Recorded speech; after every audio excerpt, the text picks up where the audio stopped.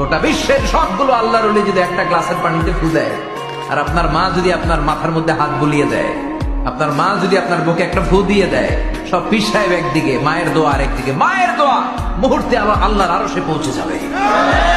কাউকে নিয়ে ঠাট্টা করবেন না, তার দেহ নিয়ে, তার আকৃতি নিয়ে, তার বংশ নিয়ে। এটা কবিরা গুনাহ, এটা আল্লাহ খুব অপছন্দ করেন। এর কারণ আকৃতিটা আমাদের হাতে নাই। আমাদের কারো নাক লম্বা, কারো খাটো, আমরা কেউ কালো, কেউ সাদা, আমরা কেউ স্মার্ট, কেউ অন্যরকম। এটা কি আমি বানাইছি? আপনি বানাইছেন? দিছে কে?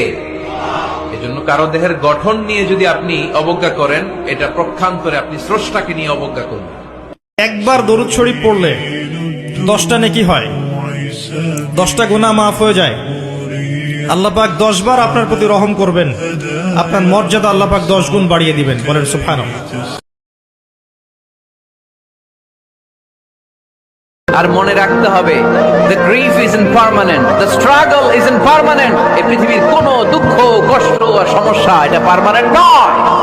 সমস্যার পরে সমাধান আছে, দুঃখের পরে আনন্দ আছে। وظننت أنا أني بذلك حزت غنى فوجدت أني خاسر। সবার আগে আমাদের মনের হিংসা দূর করতে হবে। কি দূর করতে হবে? মনের হিংসা দূর করতে হবে, মনের অহংকার দূর করতে হবে, নিজেকে ছোট মনে করা শিখতে হবে। আমি ছোট মানুষ, বড়রা যে দায়িত্ব দিবেন সেটা পালন করব।